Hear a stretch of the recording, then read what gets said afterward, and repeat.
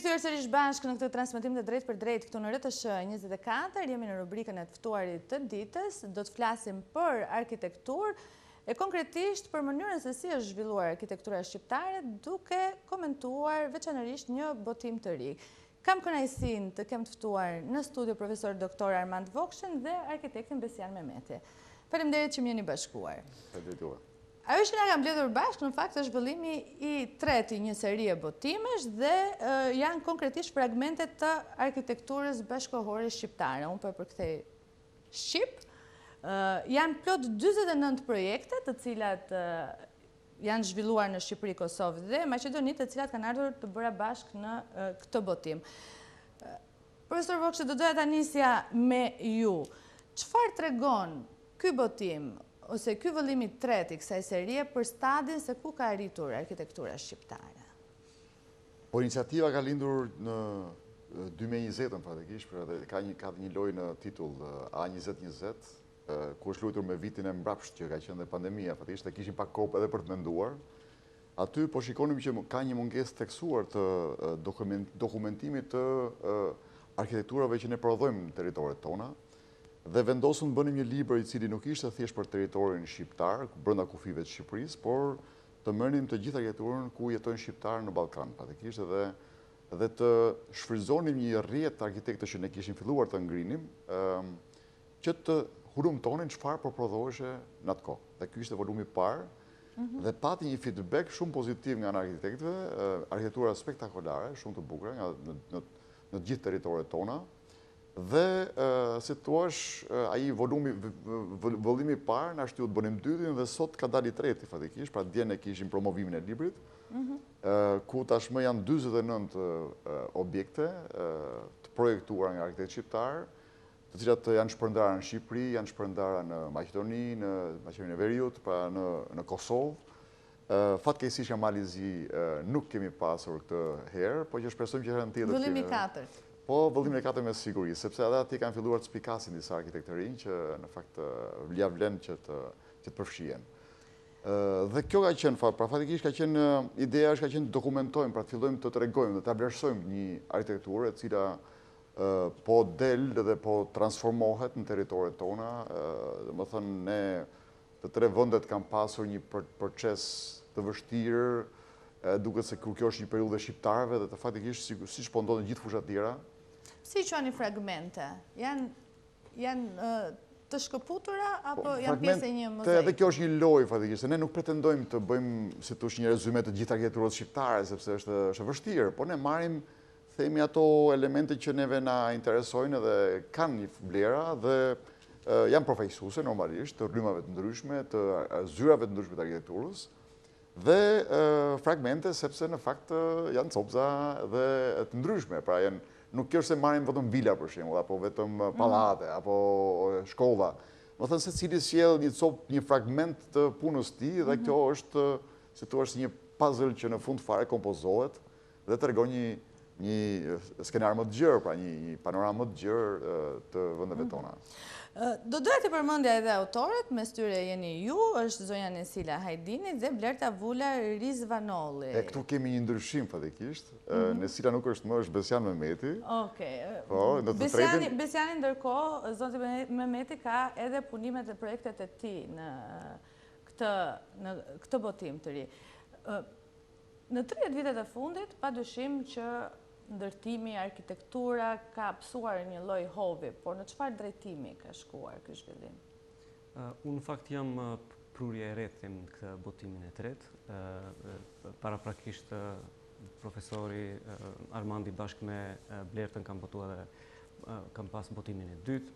Para asaj botimi i parë ka qenë Nesila, kështu që është si arkitektura që ka një hov, një zhvillim, ashtu edhe besoj dokumentimi i kësaj arkitekture, po ashtu është nga ana jonë mendoj se është një proces i cili është në transformim të vazhdueshëm, kështu që të shohim mbas edhe në botimin e katërt do të kemi edhe në një prurje tre. Përsa i përket hovit zhvillimit, atë si e thatë edhe ju, është një transformim i jashtëzakonshëm, diçka që mbase në vendet tjera ky transformim, ky zhvillim ka Ka ardhur më gradualisht. Sigurisht, ka ardhur më gradualisht, mos them edhe ndër shekuj, ndërkohë që tek ne ndodh në dekada dhe në mos them edhe në vite, dhe sigurisht që kjo është një sfidë si për shoqërinë ashtu edhe për ne si arkitekt, po dua të theksoj që është edhe si krahas si autor edhe pjesëmarrës me një nga projektet nuk mund të shek kënaqësinë që të jem pjesë e këtij zhvillimi, pjesë e këtij hodhi. Është një botim që synon që të tregoj se si është zhvilluar arkitektura shqiptare, apo edhe të ndikoj në një lloj mënyre tek perceptimi i publikut. Do doja t'ja u bëja të dyve këtë pyetje. Mendoj se profesori e sqaroi shumë bukur edhe çështjen e emrit, emrit librit. Bëhet fjalë për fragmente. Ne nuk është se synojmë ose kemi si qëllim që të bëjmë një rezume të plot të zhvillimit historik, po këto janë fragmente të këtij zhvillimi arkitektonik në këto troje ku jetojnë dhe veprojnë arkitektë shqiptar, dhe si e tillë synon që të jap një është një mbi të gjitha është një akt dokumentimi, dhe gjatë përpilimit këtij botimi, këtij libri, ideja nuk ishte që vetëm bënim përzgjedhjen e këtyre projekteve që na u dërguan neve, po si thua të ndërtonim një kujtesë profesionale të asaj që ndërtohet mbi të gjitha në këto troje. Profesor, cilat kanë qenë kriteret e përzgjedhjes së 49 projekteve? Po, kriteret kanë qenë të thjeshta. Do të jetë një vepër e përfunduar, të ketë vlera të qarta kompozicionale, pa të kompozuar bukur, të ketë një farë domethënie dhe lidhjen me atë shpirtin e vendit, me kontekstin, dhe elementet tjera fatikisht që lidhen ngushtë me një kualitet i cili është sipëror, pra në raport me atë që mund të quhet ndërtim dhe jo arkitekturë, pra normalisht. Ne kontaktojmë, se të bëhet një thirrje e hapur për studiot, po dhe kontaktojmë vetë, që të shohim e vrojtojmë dhe territorin. Pra dhe të tre autorët është, pra unë jam nga Shqipëria, Besiani është nga Maqedonia e Veriut, Blerta është nga Kosova, dhe në një farë mënyrë ne jemi dhe ata që po kontrollojnë çapo ndodh fatikisht, çapo del re, domethënë, ekskluzivisht nga arkitekt vetëm shqiptar, pra nuk kemi përfshirë të huaj, nuk kemi përfshirë as bashkëpunime, sepse në fakt ne po tentojmë të vlerësojmë punën e shqiptarëve. Pra punën e shqiptarëve në territoret shqiptare, bërë nga shqiptarët, pa marrë parasysh nëse ka barriera apo ka kufi mes nesh. Në fakt ka ardhur një moment që neve kufit në fakt nuk duhet t'i shohim më fatikisht, më thënë thjesht janë aty, kalon dogan, por që mes nesh në fakt nuk duhet këto barriera. A ka sot një shkollë shqiptare arkitekture, apo jemi ende duke u përpjekur që ta krijojmë identitetin në këtë fushë? Fjala shkollë shqiptare ka dy domethënie.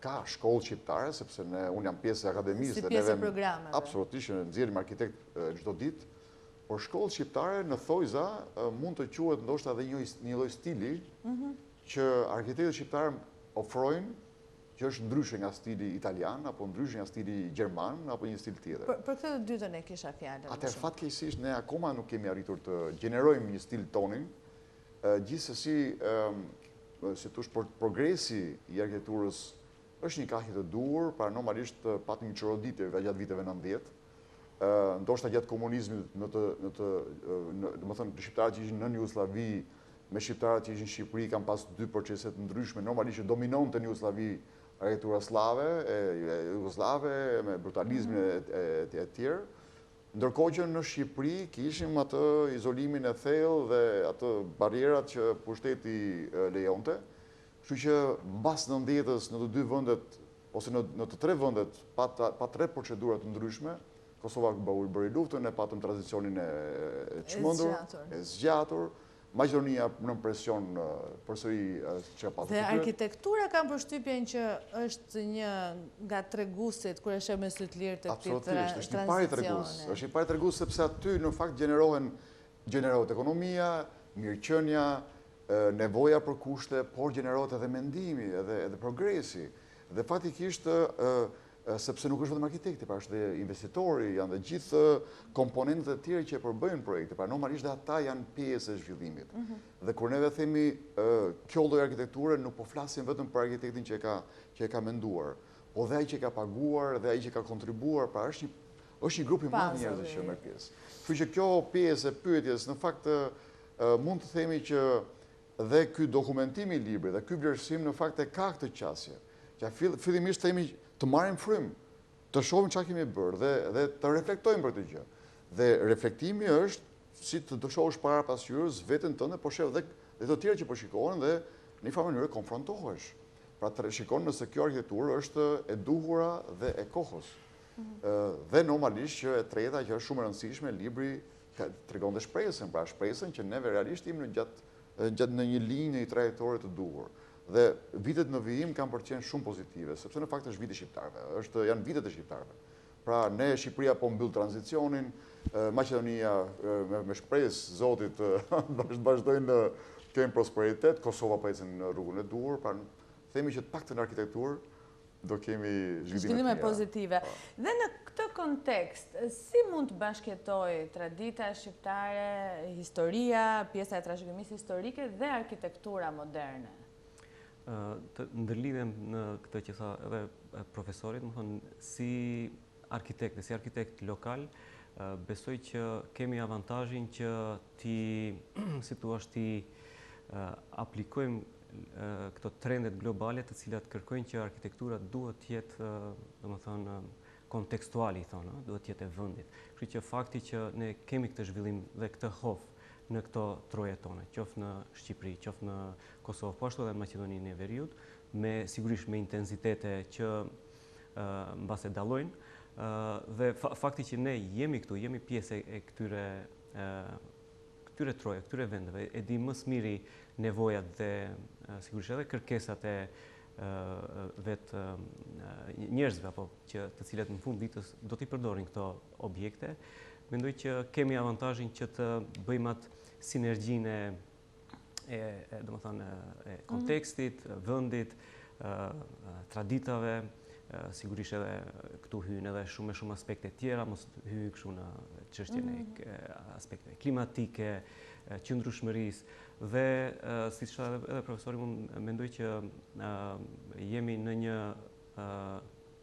zhvillim dhe një drejtim të duhur, pozitiv. Këtë besoj edhe e reflekton edhe vetë libri dhe duhet të shfrytëzojmë këtë momentum. Diskutohet shpesh edhe nga pikpamja sociale, mënyra se si është zhvilluar arkitektura, se si është zhvilluar ndërtimi i qytetit dhe në kuptimin urbanistik, pra.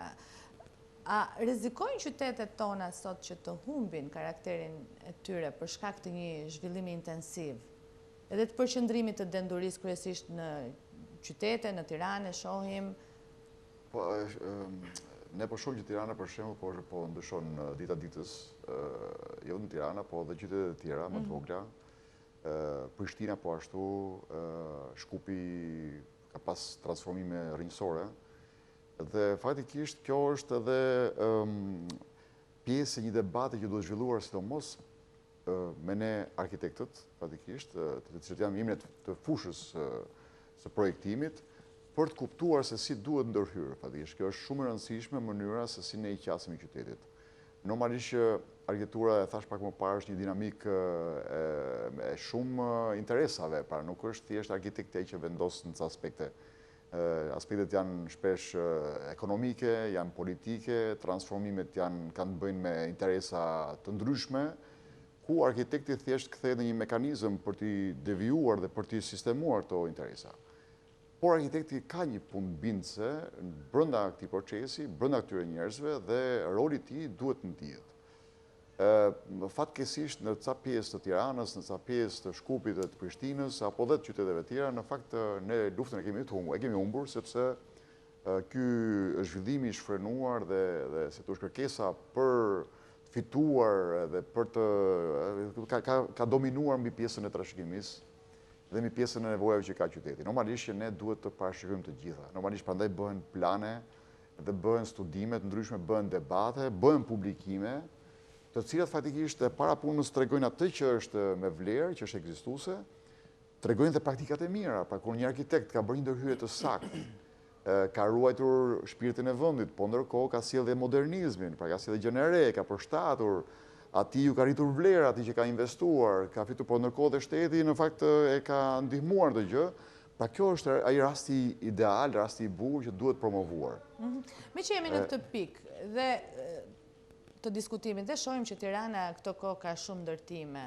Është kjo një mundësi në këtë moment për Tiranën, pjesa e zhvillimit të ndërtimit, apo është një rrezik urbanistik? Po qytetet ka nevojë të transformohen gjithkohës.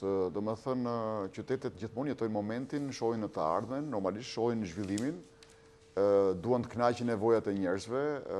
Absolutisht shtetet tona, të 3 shtetet shqiptarëve, në fakt ka nevojë të zhvillohen dhe ne jemi akoma në një progres shumë të fuqishëm normalisht.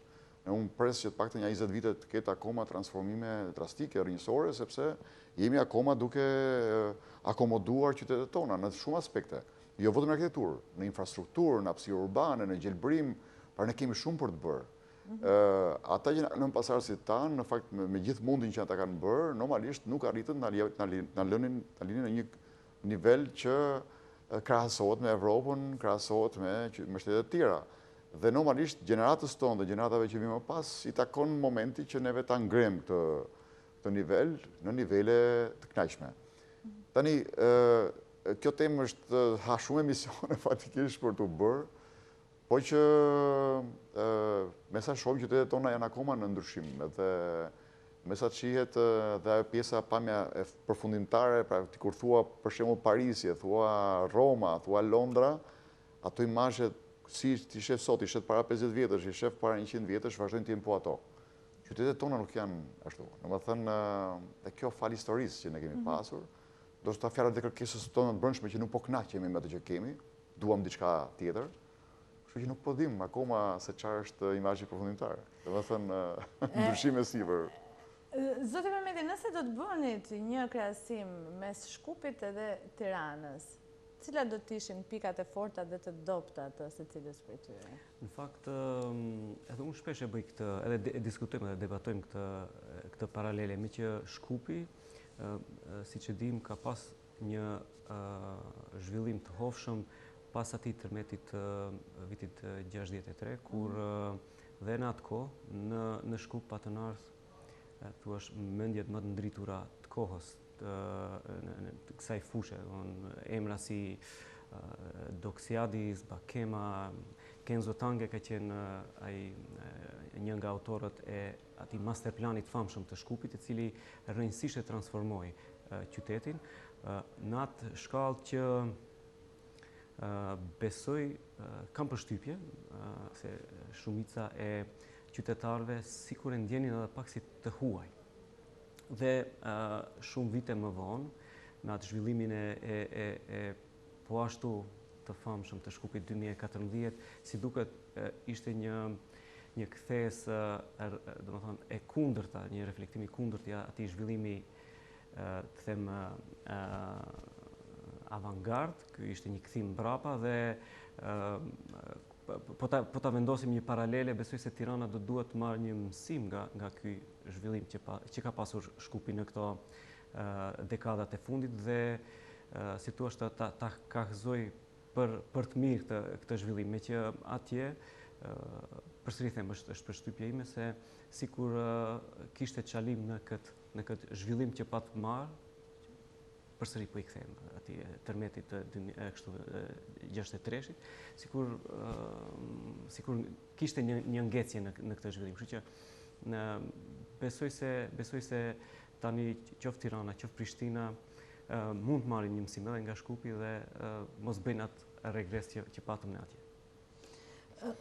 Është edhe mënyrë jetese arkitektura, nuk është vetëm estetik. Ju e përmendet që domosdoshmëria është edhe pjesa e infrastrukturës. Tani jemi duke ndërtuar qytete dhe duke u nisur edhe nga projektet që keni përfshirë atje në këtë botim, pra. Janë qytete që po ndërtohen për njerëzit apo për investimet, në kuptimin që apo e gëzojnë edhe këtë infrastrukturë të nevojshme? Çështja është komplekse fatikisht. Normalisht përpara se të bëhen zhvillime, zakonisht bëhen masterplane, bëhen plane më të mëdha, të cilat të marrin përsipër të bëjnë analiza statistikore të rritjes së popullsisë, të gjendjes së stokut të banesave, të gjendjes së banesave që janë ekzistuese, të nevojave që kanë qytetarët, të shpërndarjes së aminiteteve publike, pra të mirave, të funksioneve publike të forta, spitale, shkolla, administrate, kështu me radhë, të hapësirës publike, të gjelbrimit, të parametrave banor dhe të mira publike, dhe mbasi bëhet ky masterplan, normalisht ndërhyet në qytet dhe lihen zonat ku të shfry dhe pjesa e interesave ekonomike. Nga ana tjetër, në fakt është edhe ajo pjesa e bukurisë që në fakt duhet të ofrojnë qytetet, të modernizmit, kështu që Tirana i ka ato ato petët e veta të lakërorit, të fazave të ndryshme, i ka të bashkëlidhura, asnjëherë Tirana nuk shërënjosi atë që ka bërë Shkupi, pra që në vitet 70, ndryshim radikal qytetit, për shkak të tërmetit. Ndryshim tjetër kanë bërë në 2014, për shkak të politikës. Në Tiranë, akoma neve i kemi lejrat, i kemi këto shtresat që janë gjitha bashkë. Dhe e ka pas këtë aspekt Tirana, që ndoshta që duket pak kaotike, por njerëzit që vinë e shohin dhe e pëlqejnë. Unë do dëshiroj ta mbanim të lloj qasje që neve kemi. Edhe duke shtuar elemente të reja, të cilat e zbukurojnë atë. Po periudha e kohës para kohës Sogut në fakt ka qenë interesante me ato shtëpitë me qerpiç që janë interesante, që duhen mbajtur, duhen sistemuar, pavarësisht se shumë pronar nuk i duan. Kemi periudhën e vilave gjatë kohës Zogut, apo të ministrive, që edhe ajo është një element interesant. Pjesa komuniste me këto objektet monumentale, apo objektet tjera që ka një farë vlerë, ato duhen mbajtur. Po këto të reja tona duhen pozicionuar në një farë mënyrë që mos t'i prishin dhe mos t'i japin, pra mos të dëmtojnë kjo pjesë e trashëgimisë që kemi lënë. Sepse në fakt njerëzit kur vinë shohin thotë, po çka ke qenë? Ati flet për komunizmin, kemi vuajtur, po ata duan shohin edhe pjesë nga ajo pjesë. Dhe ato janë hapësirat më të frekuentuara. Absolutisht, po janë pjesë e identitetit tonë, domethënë gjithë neve kemi lindur, kemi kaluar pjesë të jetës tonë për këto arkitektura. Kështu që e njëjta gjë është po ndodh në Prishtinë, pra dhe Prishtina ka një zhvillim shumë të hofshëm, normal, sepse janë qytete të cilat si një njollë vaj po zmadhohen, dhe pra gjithë qytetarët e qyteteve apo nga fshatrat po shkojnë drejt qyteteve kryesore, kështu që të tre kryeqytetet, përfshirë dhe Shkupi, në fakt e kanë këtë rritje demografike. Çështja është e qasja se si neve do ndërhyjmë me qytetin. Kjo është një gjë që në fakt duhet të jetë pjesë e debatit mes arkitektëve, sidomos. Mirë, do t'ja u bëj një pyetje për këtë temë dhe do kthehem prapë tek botimi. Debati për kullat nuk mungon. I kemi parë kullat në qytete të mëdha, po edhe hapësira poshtë kullës është e madhe, pra rrugë të gjëra. E ka mundësinë Tirana, po jo vetëm Tirana, pse jo edhe Prishtina, edhe Maqedonia, që të ketë këto kulla dhe të garantojë dhe funksionalitetin e jetesës banorëve atje përreth. Po tani, edhe kjo është shumë dimensionale si çështje. E para është çështje ekonomike, pra i që ndërton do të parë nëse kjo kull ka blerës nesër, sepse të ndërtosh një kull, të ndërtosh një pallat normal, në fakt kosto është rritet në mënyrë eksponenciale. Pra sa më lart shkon, aq më shumë rritet kostos për shkak të teknologjisë dhe problematikave që ka një objekt i lartë. Kështu që ai që po ndërton, për kë po ndërton, pa kush do ble, sepse në fakt kosto do jetë shumë e lartë. Kështu që janë e para llogari ekonomike që bëhen për shkak të investimit, sepse ai është ai që po shkon të investojë. Ana tjetër pastaj është çështje infrastrukturore, pra kur mblidhen kaq shumë njerëz në një kull dhe pra e mendojmë që gjithë njerëzit do shkojnë dhe futen në një kull. Duan rrugën, duan parkimin, duan shkollën, absolutisht shkollën, kopshin, duan gjelbrimin, pra të gjithë këto në fakt duhet janë disa parametra, që janë disa standarde të jetesës që nuk lidhen thjesht me metrat katror të pjesës brendshme të ndërtesës, por lidhen ngushtë me pjesën tjetër, pra njeriu nuk do vetëm një shtëpi që të flet gjumë dhe të habuk, po ka dhe një seri aktivitetesh tjera që lidhen me të. Pra lidhet të ngushtë me shkollën, me spitalin, me hapësirën publike, me parkimin, me gjelbrimin, pra gjitha këto për çdo banor ne kemi një nevojë tjetër dhe kjo ka një standard që thotë për kaq metra katror banim duhet të kesh kaq metra katror për këtë pjesën tjetër. Këto duhet jenë afër, se s'mund të jetë shkolla shumë larg se do të marrësh makinën. Mbaroi dhe kjo është pjesa tjetër, është infrastruktura rrugore, kanalizimeve, pra duhet të parë gjithë këto nëse këto gjërat janë në harmoni me pjesën tjetër. Por po sa do të parë qyteti, pra kur vendosen këto në fakt duhet vendosur në pika që spikasin, që krijojnë një farë landmarku. Normalisht shkollat që janë bërë në Tiranë, shumica e tyre janë interesante, janë shumë të bukura dhe kanë krijuar një farë, si thua, komunikimi mes tyre, pra është bërë tashmë një trend edhe si thua tashmë ka dhe turistat tashmë që vinë dhe shohin të kulla si një gjë të bukur. Pra është komplekse çështja e deklarimit apo të shtjellimit të kësaj të marrëdhënie të objekteve të reja në formë kulle që janë me qytetet tona.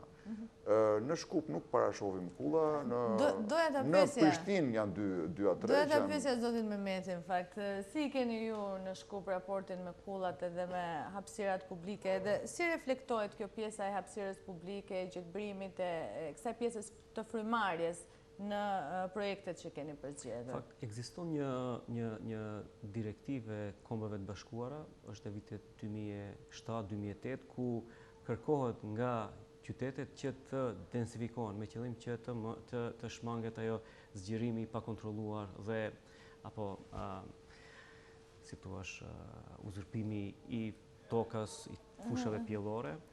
Megjithatë, edhe ky zhvillim, edhe ky densifikim mendoj se shumë bukur e elaboroi edhe profesori, kërkon një studim dhe kërkon një qasje më gjithëpërfshirëse dhe më të gjerë që të vim deri te një qytet i cili do të jetë i banueshëm në fillimisht për vetë qytetarët, me që gjithë ky zhvillim bëhet për vetë qytetarin apo. Dhe edhe këtë duhet ta kemi parasysh që qytetet janë si materje të gjalla, ata vazhdimisht janë në rritje dhe në zhvillim, po është e jona ndër të tjerët, se nuk është se jemi vetëm ne arkitektët dhe urbanistët që kontribuojmë në këtë zhvillim, që të kontrollojmë atë zhvillim, mos dal nga kontrolli dhe atë që thash, në fund të ditës ai duhet jetë i banueshëm për qytetarët. Në këtë botim, i drejtoheni kryesisht atyre që e njohin arkitekturën, i drejtoheni një publiku më të gjerë, apo i drejtoheni edhe atyre që duan të angazhohen në këtë fushë? Po arkitektura është një shkencë për këtë gjithëve, nuk është si arti. Pa arti ndoshta e shohin ata njerëz që kanë një farë prirje apo kanë një farë dashurie kundrejt artit, kurse arkitektura në fakt do duhet ta ndjejnë të gjithë, ta shohin gjithë. E prodhojnë arkitektët, normalisht, kundrejt investimit privat apo publik, ndërtohet nga inxhinierët dhe nga gjithë personat e tjerë, por kur ajo mbaron, arkitektët dhe të tjerë largohen dhe ajo pjesë, ajo ndërtesë i ngjelet qytetit. Pra ndoshta brendia e saj e përdorin njerëzit që janë privat, por pjesa e jashtme është pjesë e të gjithëve, edhe është pjesë e asaj që ne shohim, faktikisht, është pjesë e panoramës, e asaj që ne quajmë urbanistik, që quajmë qytet, dhe është e gjitha komunitare, pra është e gjitha e të gjithëve. Prandaj kjo pjesa e arkitekturës nuk është një çështje personale e një arkitekti, dhe debati nuk është një grupi njerëzish që prodhojnë arkitekturë, është e gjithë neve. Dhe faktikisht kur neve prodhojmë diçka, një libër apo prodhojmë një publikim, në fakt i drejtohet gjithëve.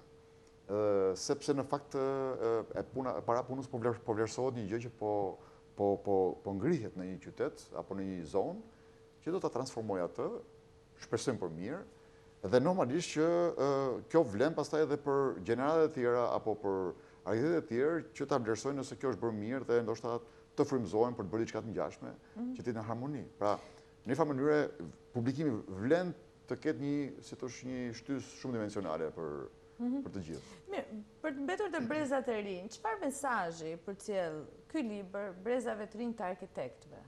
Në fakt do t'i kthehesh edhe pyetjes paraprake me që kam diçka përshtuar, domethënë Shkupi, jo vetëm Shkupi, por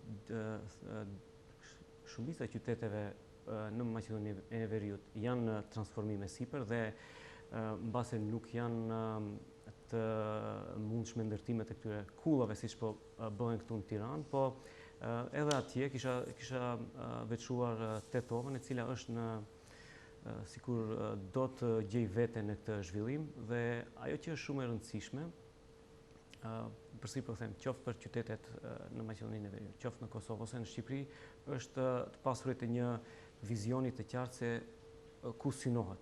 Dhe në këtë drejtim shoh që të çalojmë, mungon ai vizioni i cili jo detyrimisht duhet të jetë vizual, mund të përshkruhet me pak fjalë, po është shumë e rëndësishme që të kemi një qëllim, se në çfarë drejtimi duam të zhvillojmë qytetet tona. Kështu që kam përshtypjen, si thash, këto qytete tona në Maqedoninë e Veriut, sikur ju mungon ky vizion, dhe unë me sa mundem qoftë në këto diskutimet ose debatet që kemi, mundohem që të zgjoj këtë momentum, që të vendosim një qëllim, më pas aspekti formal, vizual, është një çështje që sigurisht do të reflektoj kontekstin ku jemi aty. Është një problem i përgjithshëm mungesa e vizionit në hapësirat shqiptare? Kemi pasur në gjithmonë fatikisht, po në fakt për ta vijuar të që thotë Besiani, në Maqedoni falë edhe historisë që ka pasur shqiptarët nën atë pushtet politik që ka pasur Maqedonia, në fakt pjesa ku jetojnë shqiptarët, pavarësisht se janë një shumicë përbërëse tashmë edhe konstituese e Maqedonisë, janë faktikisht pak të prapambetur në aspektin e zhvillimit të arkitekturës dhe urbanistikës. Por mos me thënë që Tetova, që mund të quhet kryeqyteti shqiptarëve aktualisht, pavarësisht se Shkupi ka qenë gjithmonë kryeqyteti shqiptarëve, është akoma të ketë atë zhvillimin e hopshëm fatikisht, dhe mundësit i ka, me thënë ka njerëz shumë atraktiv në atë qytet, ne kemi marrëdhënie shumë të mira me njerëzit atje, por dhe vetë në Shkup, në fakt është një zonë që është komune e Çajirit, që është një zonë ekskluzivisht me shqiptarë, një nga zonat më të dendura, ndoshta edhe në Evropë, nuk e di në Ballkan po se po, që edhe ajo pret fatikisht, unë do kisha kënaqësi të kishte dikush nga shteti shqiptar që të ndërmerrte ndoshta dhe donacione për të bërë studime edhe për të rënë gati, fatikisht arkitektët janë fatikisht edhe ti lihen këtyre njerëzve mundësia për të u zhvilluar, fatikisht sepse shihet që nuk ka një farë feedbacku pozitiv nga ana, tash nuk e di, nuk dua ta fus në siklet Besianin në këtë drejtim, po ndryshe në Kosovë, për shembull, shihet një zhvillim më interesant. Kur vini në studio do të bëjmë një pakt, ju do të flisni për Maqedoninë dhe Besiani për Shqipërinë. Mund ta bëjmë, patjetër. Mirë, po shkojmë drejt fundit. Zakonisht në fund flasim gjithmonë për të ardhmen, një seri me 3 vëllime. Si e shihni vijimsinë e kësaj pune që keni nisur?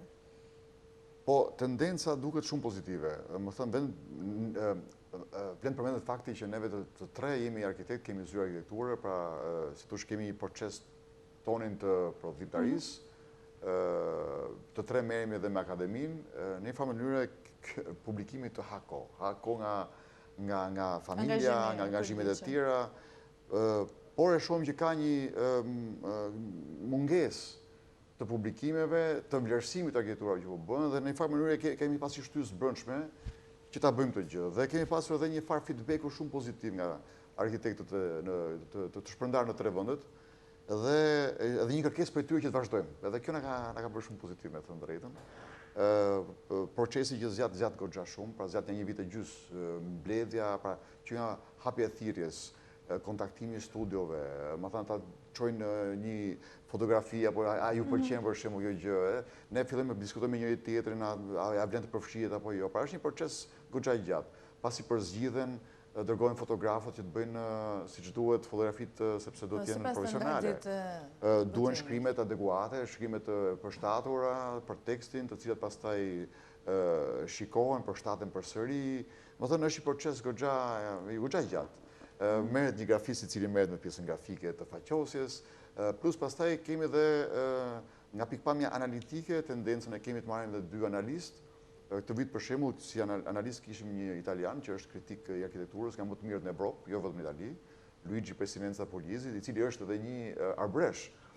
Dhe është një personazh jashtëzakonisht i kthjellët edhe shumë i saktë në analizë, ka bërë një analizë shumë perfekte të këtyre arkitekturave, duke thënë që tashmë shqiptarët nuk janë më provincë, por janë pjesë globale e zhvillimeve, kështu që vlen kjo gjë që ta po bëjnë, edhe kanë mbështetjen time për çdo gjë.